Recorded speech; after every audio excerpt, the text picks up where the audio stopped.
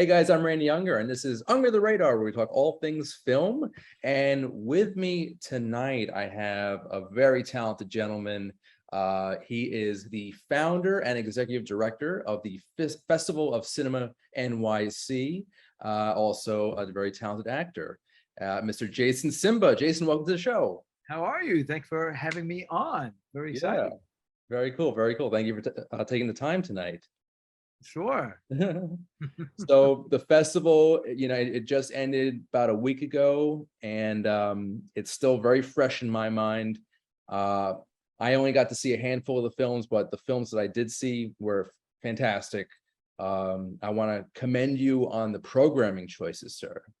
Thank you. Thank you. Yeah, we worked hard to get the perfect blend of really good independent film and the kind of film that people that attend the festival would like. Because we do get a lot of films that are good, and it comes down to, is this the kind of movie that is going to draw an audience? So that's also that's a factor that many festival directors, artistic directors, programming directors have to consider when selecting a film. That I don't know, a lot of people are under the impression that they're only looking for certain genres or certain certain quality of film or whatever it is that they think a festival is looking for. But one of the major factors in programming a film festival, and I've known this from speaking with other festival directors, is just that, is that it's not just the quality of the film or even the genre. If it is like one of those genre festivals, it's also will this film attract the kind of audience that normally comes out to come see us. Okay. That's awesome. Yeah, and each film, I know there were 130 films screened over the course of the festival, and I only saw maybe a few of them, but I'm grateful for the ones I did see. But before we get into the festival, the nitty gritty, tell everybody about yourself. What is your background? I know you're an actor by trade. I am. I studied acting way back. I went to the neighborhood playhouse. I went to the acting studio in New York City, and I acted for years, and I kind of still do, even or still want to. I haven't done any work since I began the festival in 2016, but that is my background. I studied acting. I did a lot of stage. I'm a stage trained actor.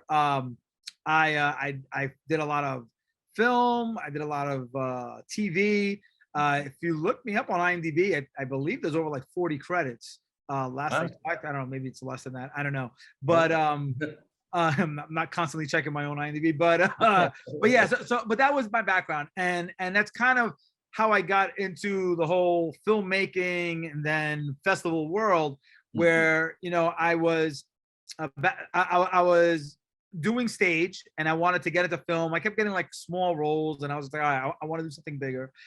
In 2000, I started my own production company called One Man Show Productions. And then from there, I started writing, producing, directing my own content. I started meeting with a lot of filmmakers or aspiring filmmakers, emerging filmmakers. So a lot of times I would either produce their work, or I would help them on a rewrite, or I would just direct the work that they gave to me. And a lot of times I would just act in the film, and if there was a role for me, and let them do everything. I would just produce it under my company. So yeah, all in all, me personally, I have written, directed, produced to one aspect or another 15 films. And in the last time, I want to say that the last big film in 2007, I was hired by a company to direct a feature film. I did that, and then in 2014, I wrote, co-directed, and produced a film for it was a film challenge competition here in New York, and we ended up winning the first prize there. And the film went on to have moderate success. For a little, we had like 48 hours to shoot the film and to write it and get it all together, and it kind of had legs. Nice. But that was my background. It was right. So acting. Then I started the production company, and then from 2013 to 2015, around that time, I was in 3 very successful films on the film festival circuit. Okay. And that's when I traveled around the world. I went to Spain. I traveled around the country, going to film festivals with these films. And I got to see, you know, a lot of good festivals, a lot of bad festivals. I got to see a lot of the good in bad festivals and a lot of the bad in good festivals. And so, you know, I came back, you know, when the films pretty much ended their festival run. I went back to stage. I focused on stage for like 2 years, from 2014 to 2016. I think I started doing a lot of stage, and then I just wanted to get back into the film world, and I didn't like I hadn't booked any work, any TV or film work in about a year. So I was just like, all right, you know what? I had some crazy idea. I was talking with some filmmaker friends of mine, and they were looking for an outlet to show their films. And, you know, we were just talking about film festivals, and I had just traveled, you know, for the last couple of years with 3 films on the film festival circuit. So I decided, hey, or I just brought up the idea, hey, what if we did this film festival? You know, we could showcase our own films, and you know, we could do it here in Forest Hills. And everyone was like, hey, if anyone could do it, you could pull it off. So yeah, so I call, right. I don't know what the hell I was thinking. I love the progression. That's just crazy. Yeah. That journey, man. So I reached out to 2 friends of mine. One that used to do screenings. He had like a short films series that he used to do like at the back of a local bar. And another friend of mine who had recently, we became friends. He was actually a producer director that I had worked with. I acted in one of his films, but we formed a relationship and we were on good terms, and I gave him a call. So the 3 of us got together and formed Festival Cinema. And that was in September of 2016. That's when the planning started going. That's when, you know, we laid the foundation. That's when we decided the name of the festival, the how long it was going to be. You know, it was 10 days. We wanted to be a nonprofit organization. We wanted it to be about the community. And back then it was actually Kew Gardens Festival of Cinema, because we had our first event in Kew Gardens. There's a little independent theater there that was perfect.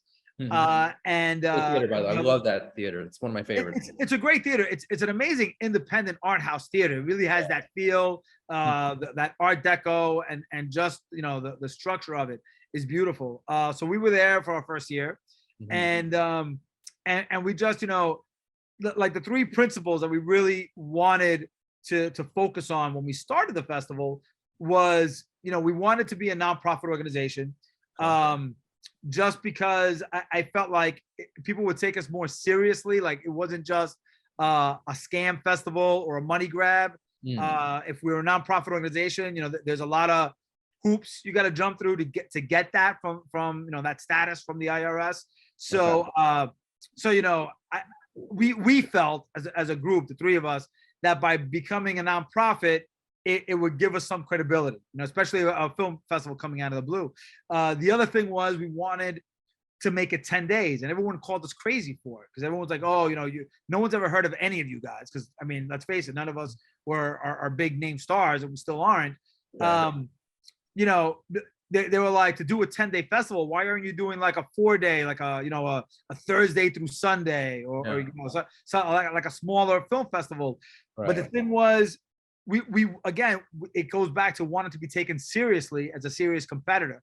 And right out of the gate, we felt, you know, the major festivals, like the big ones that everyone always talks about, that everyone attends, and just, you know, that are the like I said, the major players and contenders in the film festivals, on the film festival circuit, are usually 10 days. You know, Toronto, Tribeca, Sundance, South by Southwest. I think South by Southwest might even be a little bit longer.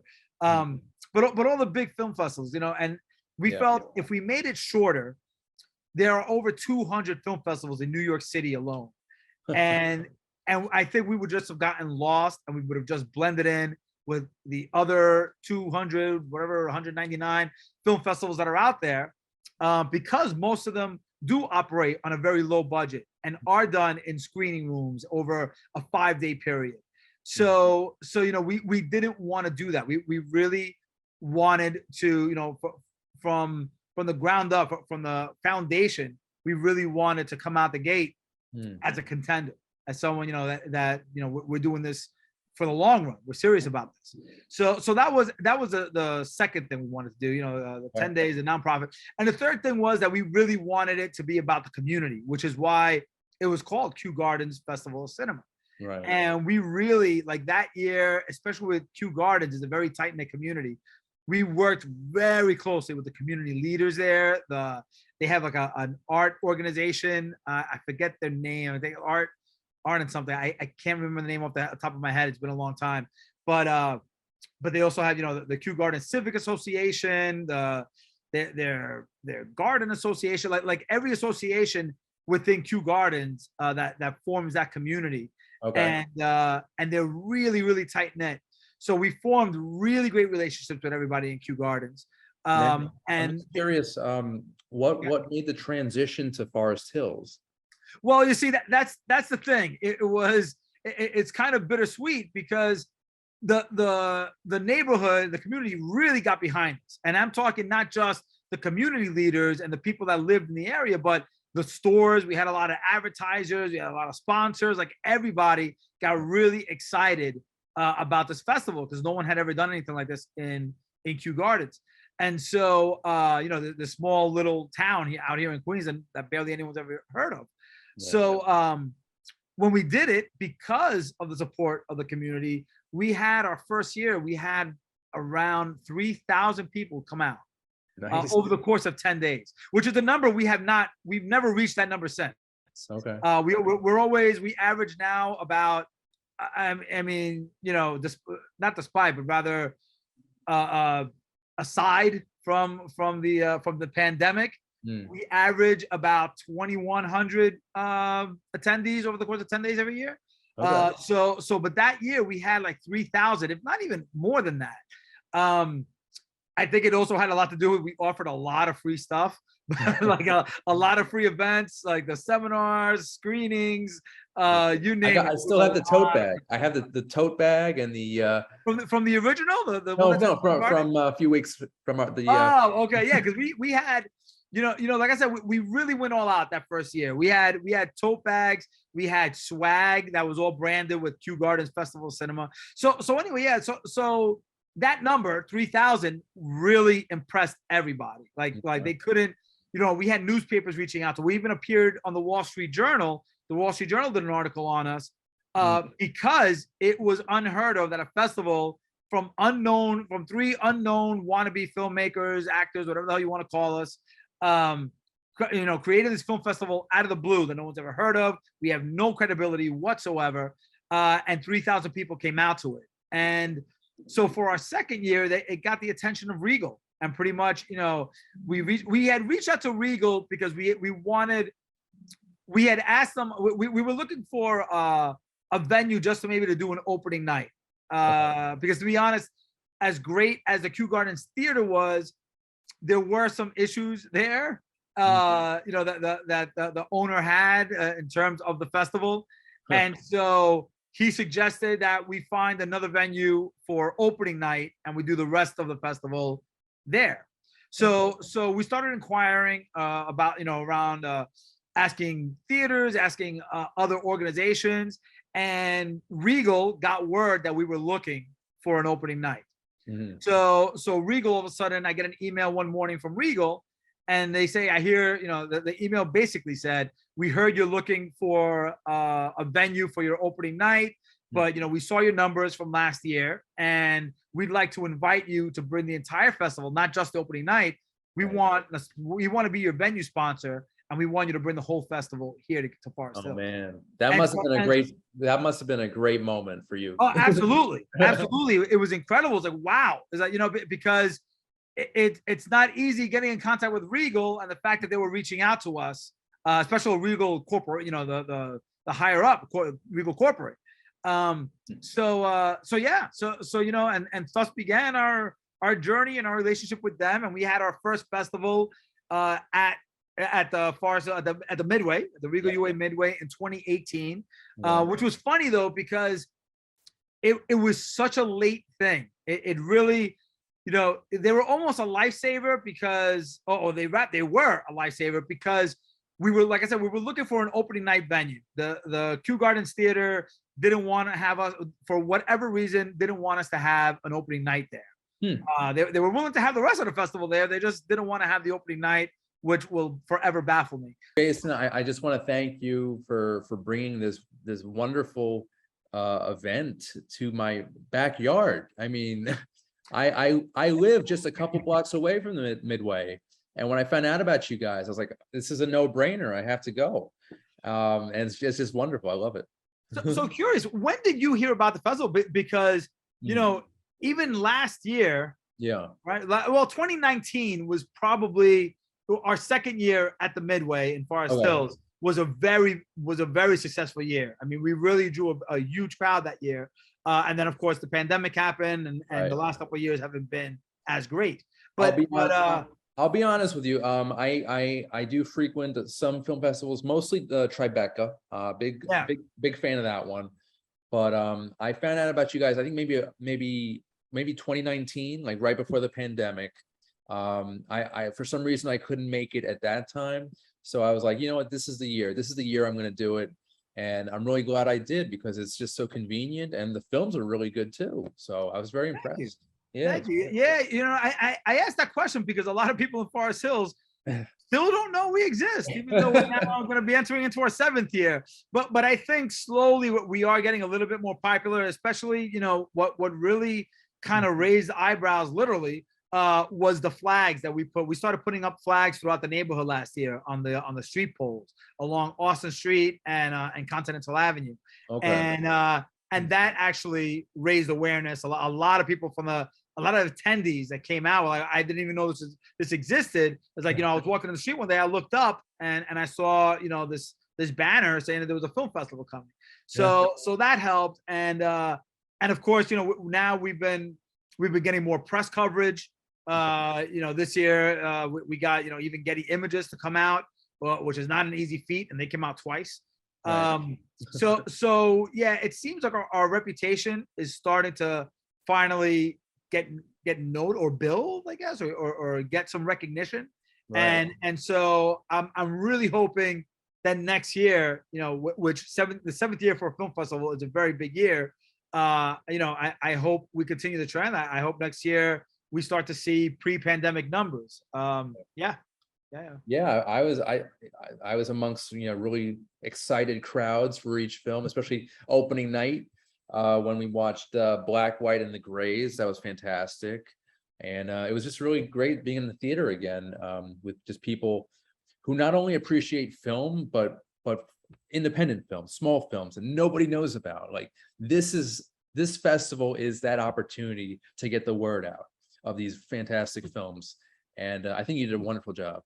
Thank you. You know, and we also, you know, it's funny because one of the things that we also provide that a lot of people, I don't know how many people are aware, or maybe they just don't take advantage of it, but is the free program that we do at the library. We did in 2017 and in 2018, we worked with the Queens Museum. And actually in 2019, we worked with both the Forest. 2019 was the first year that we worked with the Forest Hills Library, and we also did free screenings at the museum as well. It was a crazy year. But after the pandemic, things got flipped around, and you know, the museum was no longer able to work with us. And you know, we've tried reaching out, but they never returned any of our emails or calls or anything for this year. But the library was able to welcome us back. So this was the first time we've been working with them since 2019. And it's crazy, you know, we provide a lot of free programming for filmmakers, for anyone. It's free to the public. And we mostly provide that to showcase the great work that you keep talking about. You know, we want people to know that there are some great independent films out there, and we want them to discover the film festival. And we also do, you know, the seminars and the workshops for anybody who's interested in getting insight in the behind the scenes of filmmaking, or to even possibly consider pursuing it as a career, or, you know, or a hobby. I don't know. But yeah, it's funny because in 2019, which again was probably that was kind of like the height, even though it was only 3 years in, you know, and had the pen. I often wonder how our audience would be, or how much our festival would have grown if the pandemic hadn't happened, because we were on an upscale, on an trajectory. Right. And in 2019, the library, we do usually about 4 to 5 days at the library because we can only do programming from Monday to Friday, right? Okay. So and the festival runs 2 weekends. So we do the Monday through Friday. And in 2019, every library, the screenings and the seminars, had at least 60 people. I mean, that room was packed every day, whether it was a seminar, a workshop, a guest speaker, a film screening. It was packed. It almost attracted, in some cases, it actually did attract more attendees than the actual Regal did. But it's crazy because this year, the numbers are still down. This was the first time back in the pandemic. We're still not through the pandemic. We're still kind of on the tail end of it, and some people are still afraid to go out. Some people are still catching COVID. It's still out there. I don't think it's something that'll ever go away. But yeah, this year, I mean, we were lucky if we had 20 people in that room on any given day. I think on average, we had maybe 15 people at any of the screenings or seminars. There was one seminar that literally had like 2 people there. Right. Which isn't great, but I'm just glad that we're still able to provide it, and that someone was willing to come out for it. But we're hoping, we're not giving up. We're hoping to continue that trend, and we hope that next year, people feel more comfortable going back and sitting in a small, tight room, close to each other. I hope so too. I'm curious, what's your social media situation like for the festival? Is that like the main issue, like the hardest challenge is the social media push? I mean, the social media has always been a challenge from the beginning. Yeah. I try to compare ours to other festivals that are kind of at the same level, in terms of how long they've been around, what's the average crowd they attract. And our social media numbers aren't terrible. I know last year over the course, and last year was the return to theater, right? In 2020, there was no movie theater. We did a drive-in. And then in 2021, we actually returned to the Regal. Even though we knew going in that we were going to have a much smaller crowd than normal. Right. And then wait, now again, I'm fucking blind. The fucking light just blinded me, and I'm fucking lost my train of thought. I can still see you. You're good. Yeah. No. You all right? I'm good. I don't know what the fuck distracted me there. No, what were we saying? We were saying about the social media. So the numbers in 2021 over the course of 10 days, we got over 400 followers across all our platforms, and that was a huge push.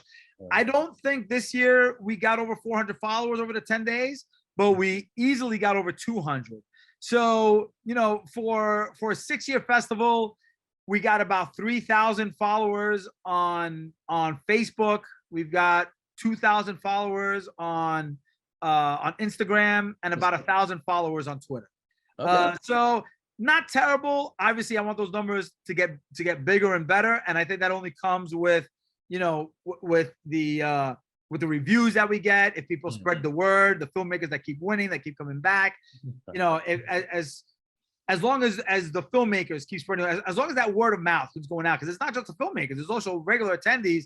Did they enjoy the movies that were there? Did they have a good time? Did they get their money's worth? As long as that word of mouth keeps spreading, which is what we're hoping for, we'll we hope to see our social media numbers grow. And Jayson, whenever I would see you at the Midway, you were just running around like a madman. You were doing your very best with the modern, the Q&As, introductions, and that was very interesting to watch. I'm curious. So, and I know you have you have a small team with you. Tell me about the team a little bit. It's crazy because and someone else asked this question.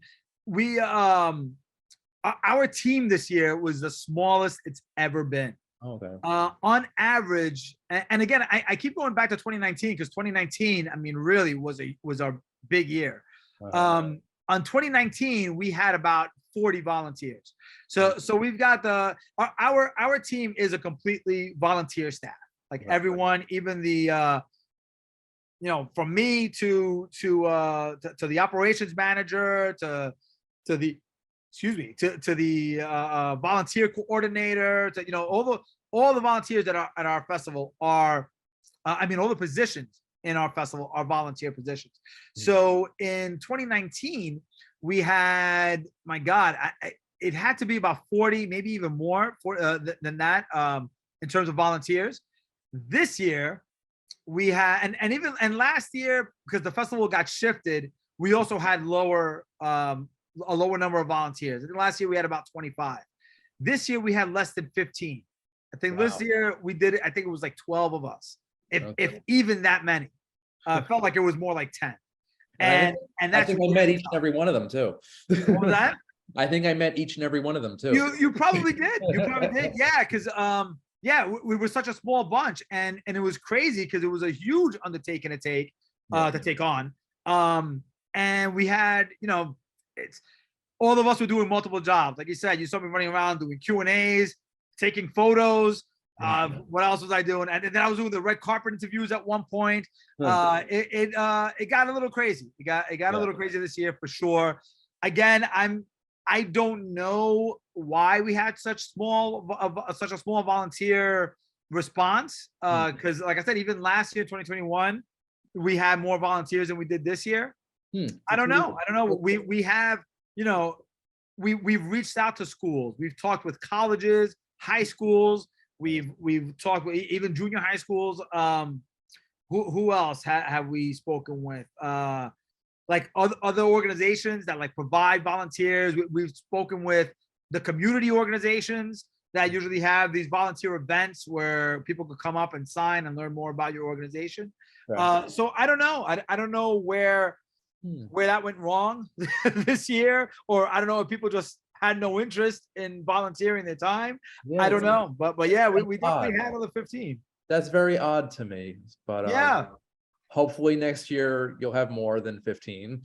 I hope so. At least my operations manager does. Yeah. Oh man. So okay, I just want to. There was a question I want to ask you. Now, is the festival, is it just for those 10 days, or are there activities throughout the year? So, that's actually a really good question, because in the past, we've always, our team has always, like our board members have always talked about how to expand the festival, how to keep it going year round. And maybe that also has something to do with, the attendance numbers or the social media numbers or even the volunteer numbers, is that we don't have much of a presence outside those 10 days of the festival, or like maybe like the month leading up to the festival is when we start promoting it, and you'll see our ads everywhere.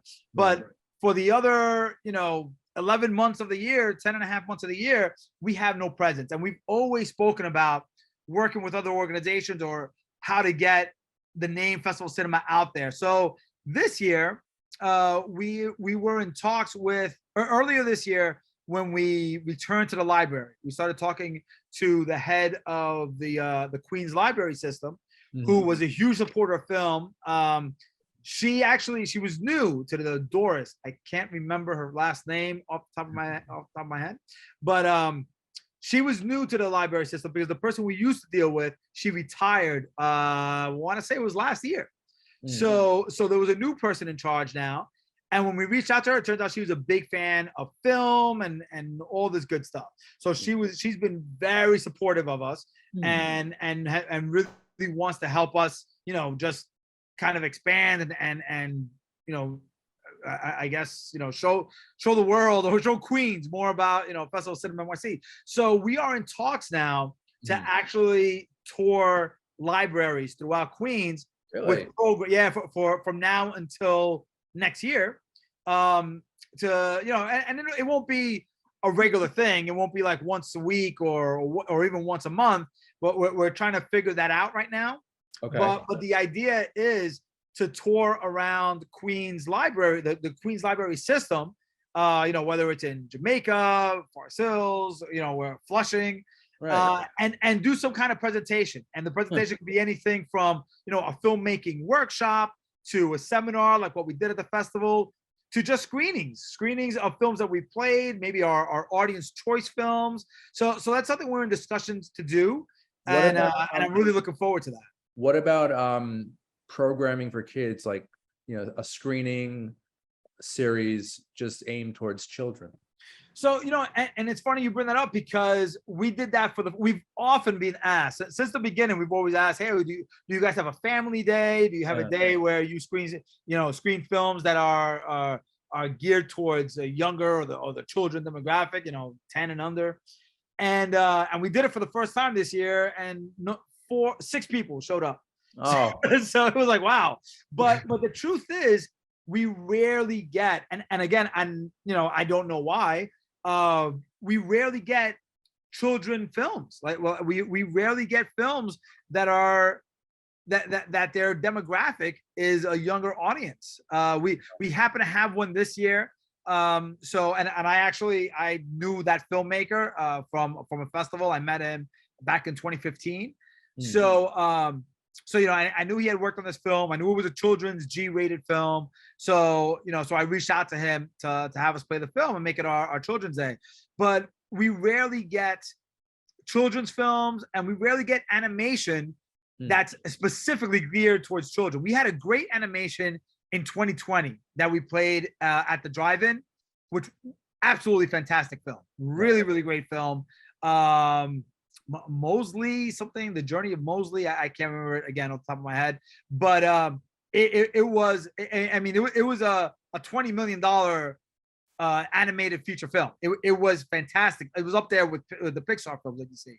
But we got lucky that year, and it's a rare occurrence, because we continue to not receive animation of that quality. And that's geared towards like the family or the children demographic.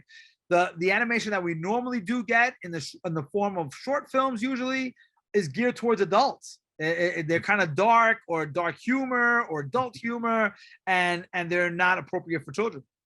Well, there was one short I remember seeing at the festival. It was really, really cute. Blind Date. Yes. That was so with the robot preparing for a date or something. It was, yes. Yeah. We get a couple of them, but again, we don't get enough to make like a block out of it. So with Blind Date, there really was no place to put it in terms of, do we program this as a family block or as a children's block? But they were just, there was nothing else to put with it, and we weren't getting. And that movie, I think, was 8 minutes. Yeah, we can't program an 8-minute block. That's just a long trailer, really, if we did that. So we figured out where to program it. We felt it went well with it played with Goodbye Petrushka. But yeah, it's just it's God, what's the word I'm looking for here? I don't want to say it's a letdown, but it's a little disappointing that we don't get family films, because we are welcome to receiving them and even screening them. People who know about our festival, or I hope the people that learn about our festival, will see that we don't specifically target any kind of specific genre or demographic even. We really just look for really well-made, great independent film, whether it's animation, whether it's a drama, a comedy, a horror film, crime. Of course, but when you have screenings at 9 o'clock at night, right, those are more adult themed, horror and violent. Right, of course. But it would have been nice to see a few more animated films this year. Yeah, we just didn't have them. I know. Nice to receive a couple of animated films. Yeah, we just didn't have them. And it would be great. I mean, so you've got the 10 days and you've got the blocks, and they're back to back to back to back.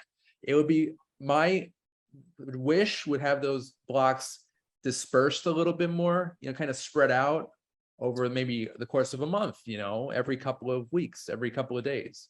That would be a huge undertaking. Yeah. Not only a huge undertaking for a small staff, but that would be very expensive. Right. Wishful thinking, because yeah, but you know, yeah. but you bring a good point. I mean, it's something, you know, that's why we're in discussion with the library to kind of do that. That's Okay. kind of the idea, to spread the films over time. But obviously, we wouldn't be playing new films. We would probably be playing films from the festival that already screened throughout the year for people who didn't get a chance, or people who've never heard of the festival to get to see the kind of films that we play. All right. What about also, do you do like virtual screenings at all, or? We don't. We purposely stayed away from that, even during the pandemic. I mean, that was a big discussion that we had, that we kept going back and forth, our team, during the pandemic, especially because everybody was moving to the virtual platform. And my take as the executive director, who had to make, you know, the final decision, I just felt it wasn't a smart move for us, for various reasons. One, the main reason was because we were only around for 3 years. So if people in Forest Hills don't even know we exist, I don't know how the millions of people that are on the internet are gonna know that we exist. So I felt if we did that, if we made that move, we would have gotten lost. We would have gotten lost in a space, especially with every film festival going online. And then you got to consider all the big name streaming platforms, you know, the Netflixes, the Disney Plus, you know, all those Hulu. You know, we weren't going to compete with that, especially when the big studios were dumping all their 2020 content directly to streaming services in 2020. Right. So it made it really challenging. And there are some film festivals, because again, I did my research. I spoke with a lot of film festival directors, and a lot of film festivals did well on the streaming, you know, platform side. However, the ones that did well were the well-known film festivals, the Tribecas, the Sundances, you know, the ones that have a pretty much established name. You know, those did well. Festivals that were more on our level, you know, that were just around for 3 years, that, you know, attract only a couple of thousand, you know, as opposed to hundreds of thousands, or tens of thousands, you know, they got lost. A lot of festival directors that I know that decided to move their festivals online and do streaming, they did poorly. It didn't go well. And so that was the major factor for us. I was like, we're gonna get lost. It makes no sense to do that. I would rather have a shorter film festival. You know, we did it for 4 days as a live event, and we were one of the only in-person live film festivals to happen in 2020. And I think in the Northeast alone, we were like a handful. I think only like 4 film festivals actually held a live in-person screening. And I'm more proud of that than if we had gone online and just gotten lost in the shuffle.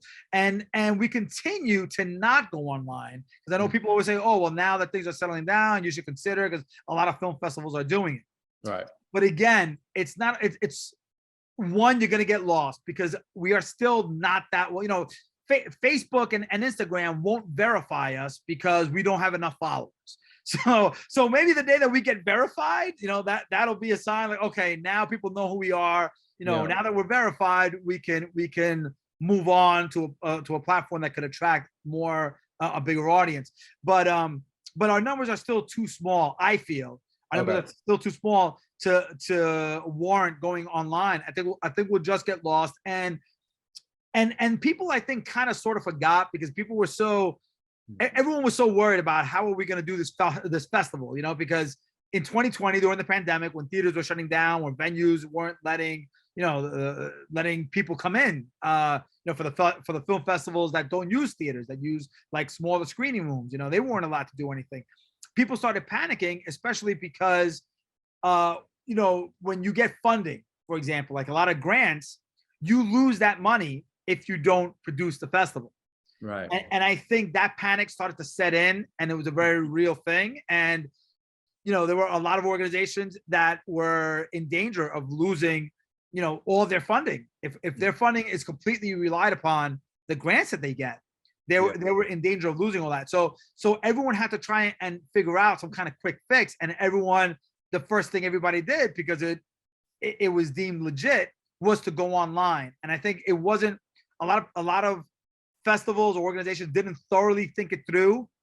It was more of a, oh my God, we got to do this because there's no other solution. Right. Rather than what we did, where we postponed, we made an announcement, we were postponing the festival, and we had a meeting like 3 times a week trying to brainstorm and figure out a solution before ultimately making that decision to go online. So but anyway, I might went off on a tangent.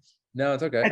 I'm just curious though, is most of the funding from sponsors or advertising?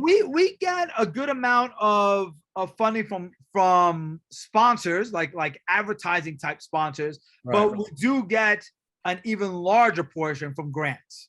A lot of our I would say over 60% of our income is probably comes from grants. But a lot of grants you have to match, and luckily we have been able to match those grants.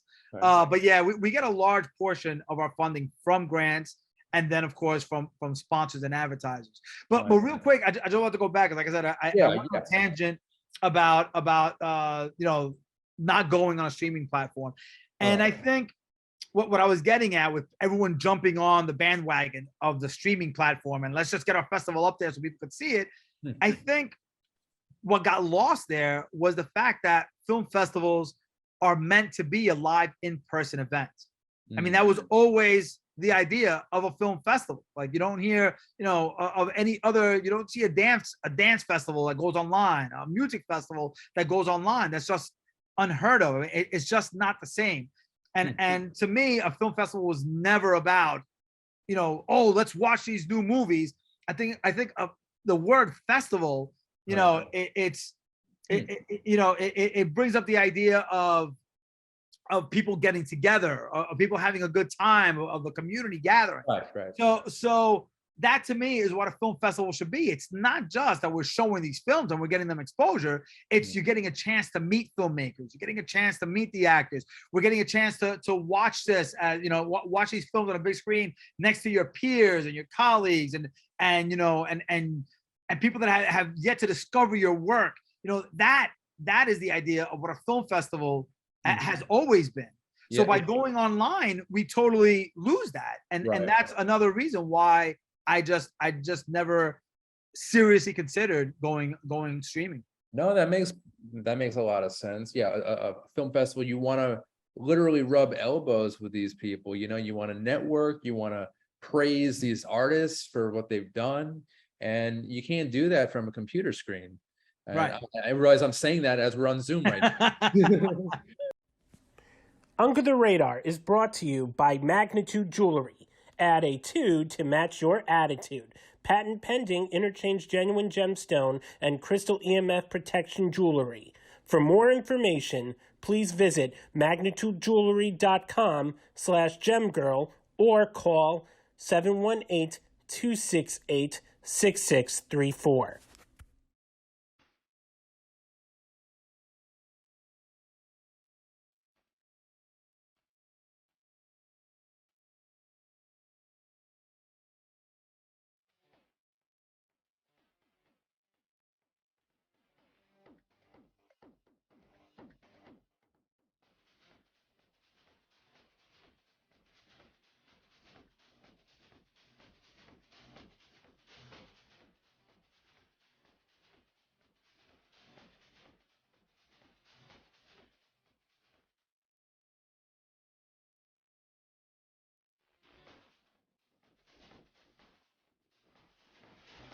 So Jayson, I just want to switch gears a little bit and talk about some of the films that were screened this year.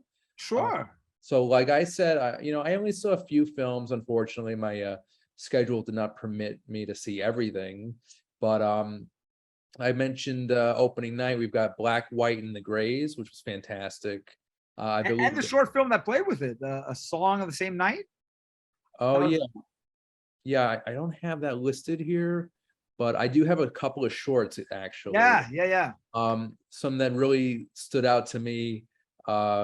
Seven Fishes was pretty good. Yes. I really enjoyed that about the neurotic family. It's a nice little dramedy there. F the M Train was pretty good. It was a weird 2-person drama there. This was an odd one. There's a very strange scene in the movie. I'm not going to spoil it for everybody watching right now, but That was called Last Scene. and and there's a scene involving sea monkeys, which it basically scarred me for life. But yeah, but yeah, it was decent. Some other shorts we got. What do we got? Oh, Nothing Is Real, where the woman uses rocks for currency. Yes. That was odd. She's Fine, which was a bloody horror film, short film. And I just want to mention, you actually mentioned it a couple minutes ago, but Goodbye Petrushka. Yeah. That was probably my favorite film of the entire festival. From what I saw, Oh, okay. it was beautifully acted. It had a very interesting story, great script, and yeah, that was the one that really stuck out for me. It really resonated with me. I'm curious though for you, Jayson, what were some of your top picks for this year? I mean, it'd be tough for me to say, and then filmmakers are gonna hate me forever. But, Top three. It's weird, I watch all the films and I watch them over and over again. We have the review committee that watches them, but I personally watch every single submission that we get, which is usually on average about 500. And sometimes I watch these multiple times, because sometimes it's like, wait, should we let them in, or should we let this other film in? And again, there's a lot of debating, I guess, or God, what's a better word? Consideration. We're trying to weigh which one works better. So I do watch these films a lot. I guess it's a vetting process. Yeah, in a way, yeah. So you grow kind of attached to a lot of these films, even though they're not mine. But you kind of grow attached to them because you watch it so much, and you're like, and you get excited, like, wow, this is gonna attract an audience, and this, I can't wait to hear what audience thinks of this film. So to really pick out any favorites of mine, it's tough. Okay. But I mean, let the audience kind of spoke for itself when they chose, Black, White, and the Grays as the audience choice winner. Yeah. That, I mean, I really love that. Definitely, even our closing night as well, Relative. They all came in from Chicago, and what an amazingly well told and well acted. I mean, there was so many actors in that film, and it really felt like a family. But let me see other films that I liked that really kind of stuck out. Oh God, what is the name of it? Something with the word "her" in it. My God, I don't have my list in front of me. Okay. Hold on. You know what? I'm gonna pull it up. All right. The filmmaker would kill me if they see this interview. I forgot the name of their film. Oh. Well, was it a drama? It was kind of drama-ish, coming of age-ish. I want to say the name of the movie was In Her Name. Hold on a minute. That's a good title if it is. I want to say that was the name of it. They flew in from they flew in from California.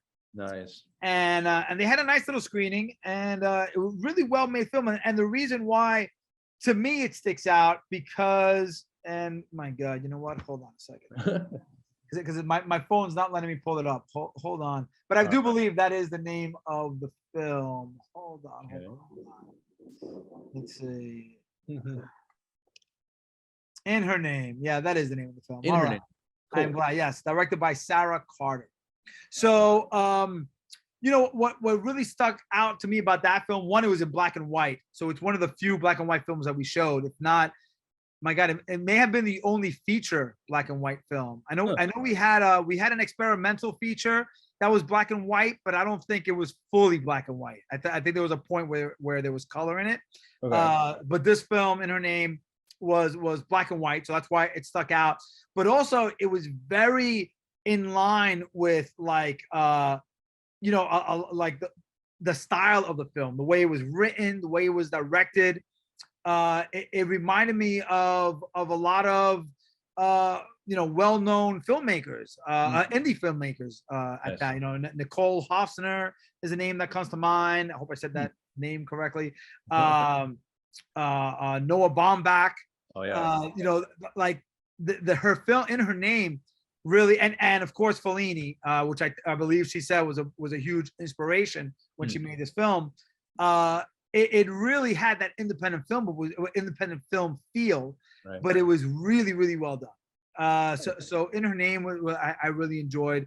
But to be honest, like I said, I really can't pick a favorite because I get attached to all of these. And again, as the festival director and the programming, the head of programming, like if I picked any name over any others, any films over any others, I'm sure sitting watching 500 films, it all kind of just blends together at some point, right? At some point, it's crazy how I can still remember these films when those Q&As come up. I'm like, oh yeah, so I always know what questions to ask because I've seen the movie so many times. And but for the Q&As, do you have the introductions? Do you have notes for that, or I forget? Usually don't know. For the introduction, every year I tell myself I'm gonna write myself a nice introduction. I'm gonna make a nice speech opening night and closing night. And every year is the same thing. I forget. It's not that I forget to do it. It's just that I get overwhelmed and I have too many things to do. And the next thing I know, I'm introducing the opening night festival film and all that stuff, and I'm all sweaty and my hair's a mess, and I'm not dressed up. So I have the intention, and one day maybe I will have something prepared. But no, the opening night, all the introductions. Once I got the groove of things, I kind of just made a note of everything that I touched on. So I kind of had a template to go by every time I introduced every block. Right. But no, I don't have anything prepared, and especially the Q&As, I have nothing prepared. The Q&As is completely, spur of the moment, what comes to mind. Yeah. So and again, because I see the movie so much, I remember moments from and that's the actor in you, that improvisational spirit that's like ingrained in you, right? I guess you could attribute it to that. It's like, everyone was saying, because I also host the award night, which unfortunately you weren't able to make. But the award night, we try to do like a little Oscar or Oscar-esque, or what's the other one? The Golden Globe-esque. Well, actually, it's closer to the Golden Awards. Right, where we have the dinner tables out and we're up on stage, and I'm hosting the whole thing, telling jokes and calling people up, and and that was one of the biggest compliments that I got from several people in attendance was, wow, you're a very likable host, you do a great job at that. And I'm like, all right, well, I'm unemployed now, so give me a call. I'll come and host your festival, or I'll come to your next screening and I'll introduce your film. Yeah. So I guess that is from my acting background. The love of just being on stage and not being afraid to say or act emotionally. Right. But yeah. It's none of that is prepared. None of the stuff that I say up there is prepared. Well, you could have fooled me. That was awesome. Thank you. So, Jayson, we are almost out of time, but I just wanted to see if you have any plugs, anything you're working on you want to mention.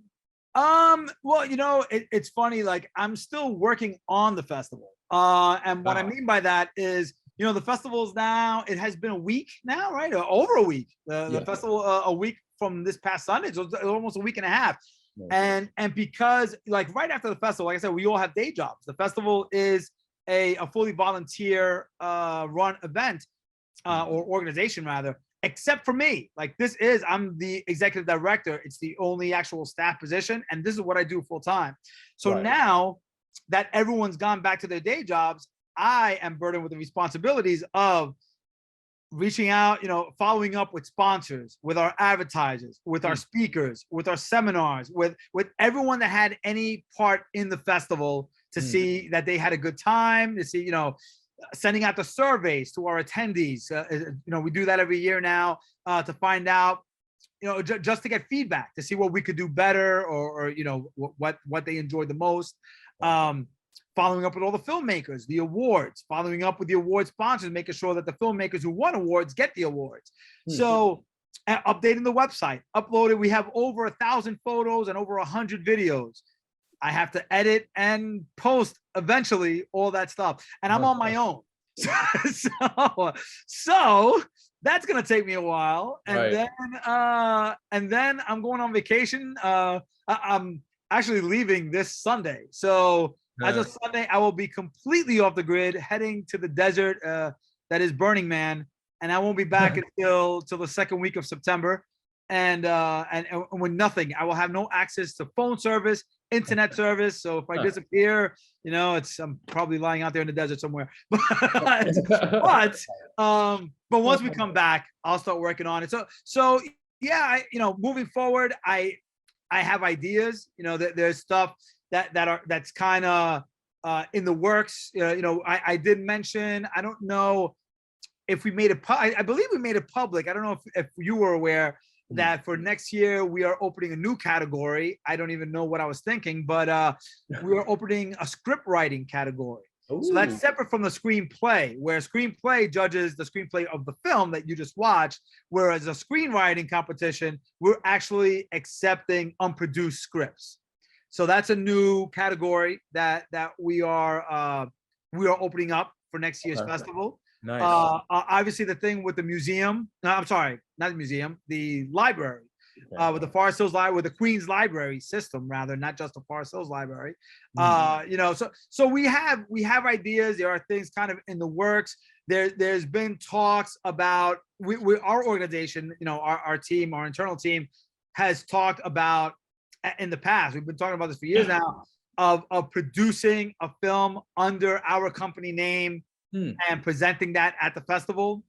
So that's something that we're gonna try and get off the ground now, because we originally started talking about that idea back in 2019, but the pandemic hit and flipped everything upside down, so we just had to put that on the back burner. But now now that things are starting to slowly recuperate from that and getting back to somewhat normal, we're gonna try and see if we can pursue that venture. So wait, of producing something. So yeah, producing a film under the festival banner. Yes. Yes. Now, would this be from a script involved with the competition at all? No. It would probably be a script that we have from filmmakers that we've worked with before or that we know. Eventually leading to producing, I know Tribeca does it, Sundance does it through the Sundance Institute and through the Tribeca Institute, where they do a script competition where they then provide like $1 million to produce that script. That is eventually where we would like to go, but it's like baby steps. So let's open that script writing competition and see how that goes. And then let's see how easy, I don't know if that's the right word, but how it is producing a film under a moniker, and then eventually marry the two together, where we could take it up to the next level. But it's not, moving for now, it's two separate things. We would do doing a film under the moniker of Festival Cinema, but it wouldn't be from any script that's been submitted to us. Okay, so separate worlds there. Okay. Yeah. That's cool. All right, any other projects or? No, that's it, man. Just, like I said, cleaning up, wrapping everything up, making sure that by this Friday, which was today, Wednesday, so I have 2 more days to really make sure everything is set, so that when I come back in 3 weeks, it's not, I don't come back to like some kind of weird culture shock where it's like, oh my God, all the stuff I need to do, I've been gone in the desert. I know. But no. Right now, it's just, like I said, wrapping up, and then our submissions open for 2023 at the end of September. So that they open on Monday the 26th, I believe. Let me see. Yeah. So Monday, September 26th, we reopen for submission. That's submissions for completed films. Yeah. Well, for everything. So our submissions on Film Freeway, or you could go there. You could find our submission page by just visiting filmfreeway.com and searching Festival Cinema NYC. Or you can visit our website, and it'll have a direct link that'll take you to Film Freeway, which is our exclusive submission platform. And starting September 26th, we will be accepting all the films, and of course the new category, script writing. Very exciting. Oh my God, I'm excited. That's awesome, Jayson. I want to thank you so much for your time today. This was amazing. Thank you. got a lot off my chest. Yeah. Yeah. Hello, Forest Hills neighbor here. So yeah, it's good to have you on. And I just want to remind everybody, if you want to watch new episodes of Under the Radar, tune into Manhattan Neighborhood Network every Monday at 11 a.m. Eastern. Also, feel free to check out the Under the Radar YouTube channel. But yeah, every Monday at 11 a.m. on Manhattan Neighborhood Network. That's on the Lifestyle channel. Also on cable TV channels, FiOS 34, RCN 83, and Spectrum 56 and 1996. So check that out. Jayson, Simba, again, thank you, sir. Thank you so much, Randy. It was a pleasure. And yeah, I hope to see you at the next festival. You can count on it.